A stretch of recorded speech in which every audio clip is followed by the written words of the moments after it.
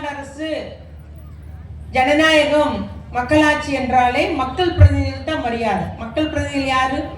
நான் ஒரு மக்கள் பிரதிநிதி, எம்எல்ஏ. கனிமொழி அக்கா ஒரு மக்கள் பிரதிநிதி, எம்பி. வைதேகி ஒரு மக்கள் பிரதிநிதி, கவுன்சிலர். ஏன்னா நீங்க ஓட்டு போட்டு தேர்ந்தெடுத்திருக்கீங்க. யாரெல்லாம் மக்கள் ஓட்டு போட்டு தேர்ந்தெடுத்தார்களோ அவர்கள் தான் மக்கள் பிரதிநிதி. ஆக மக்கள் பிரதிநிதிகளுடைய தேர்ந்தெடுத்து அவர்கள் அமைப்பது தான் மக்களாட்சி. அவர்களுக்கு தான் எனக்கு வாக்களிச்சவங்க, என்னுடைய தொகுதி மக்கள் எனக்காக அன்னைக்கு ஆதரவு கொடுத்தாங்க, அவர்களுக்காக நான் பணியாற்ற வேண்டும், அவர்களுக்காக அந்த வசதியை செய்து கொடுக்க வேண்டும் என்ற அந்த உணர்வு இருக்கும், அந்த எண்ணம் இருக்கும். மக்களுக்காக பணியாற்றுவார்கள்.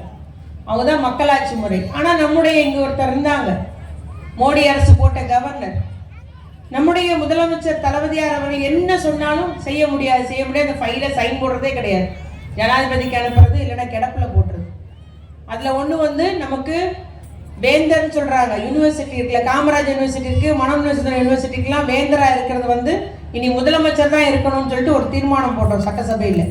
எல்லா கட்சிகளும் ஆதரித்து அந்த தீர்மானம் போட்டு அனுப்பி வச்சோம். ஆனால் கவர்னர் கிடப்பிலே போட்டார். இன்னைக்கு உச்ச நீதிமன்றம் என்ன சொல்லியிருக்கு? எல்லா அந்த கிடப்பில் போடப்பட்ட கவர்னரெல்லாம் கிடப்பில் போடப்பட்ட அத்துணை அந்த கோப்புகளும் அவருக்கு அந்த அதிகாரமே கிடையாது. மக்களாட்சிக்கு தான் அதிகாரம், ஜனநாயகத்துக்கு தான் ஜனநாயகம் மறுபடி ஆட்சி நடக்கணும்.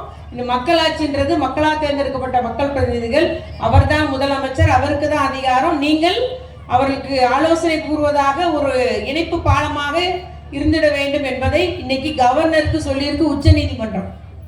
அவங்க இன்னைக்கு அந்த தீர்ப்பு இந்தியாவில் அத்துணை பேரும் இன்னைக்கு முதலமைச்சர் தான் அதிகாரம், மக்களால் தேர்ந்தெடுக்கப்பட்ட மக்கள் பிரதிநிதி தான் அதிகாரம் என்ற உத்தரவை உச்ச நீதிமன்றம் வழங்கினது மூலம் இன்னைக்கு கவர்னருக்கு சரியான குட்டு கொடுத்துருக்குது உச்ச நீதிமன்றம். அதன் மூலம் பார்த்தீங்கன்னா இந்தியாவில் அத்துணை மாநிலத்துக்கும் வழிகாட்டியாக நம்முடைய முதலமைச்சர் திகழ்கிறார்.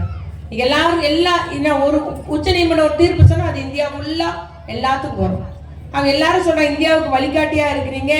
அன்னைக்கு கோட்டை கொத்தளத்துல கொடியேற்ற உரிமையை வாங்கி கொடுத்தவர் கலைஞர் அவர்கள், முத்தமிழ் கலைஞர். அது வரைக்கும் முதலமைச்சருக்கு அந்த பவர் கிடையாது, கவர்னர் தான் ஏற்றுவாங்க. அவர் தான் நாங்கள் மக்கள் பிரதிநிதி, எங்களுக்கும் வேணும்னு சொல்லிட்டு அந்த உரிமையை நிலைநாட்டினவர் கலைஞர் அவர்கள். இன்னைக்கு அவர் வழியிலே நம்முடைய முதலமைச்சர் அவர்கள் பல்கலைக்கழகத்துக்கு வேந்தராக இருக்கக்கூடியவர் முதலமைச்சர் தான் அப்படின்றது இன்னைக்கு சட்டமாக்கி இருக்கு. முதலமைச்சர் தான் அதிக அதிகாரம், கவர்னருக்கு அல்ல அப்படின்றதே உச்ச நீதிமன்றம் இன்னைக்கு உறுதி செய்திருக்குன்னா அதை நம்முடைய தமிழகத்துக்கு இந்தியாவிற்கே ஒரு வழிகாட்டியாக ஒரு சட்ட போராட்டம் நடத்தி அது வெற்றி கண்டவர் நம்முடைய முதலமைச்சர் அவர்கள். அப்படி தகுதி வாய்ந்த நம்முடைய தலைவருக்கு தான் இன்னைக்கு பிறந்த நாள் கொண்டாடணும்.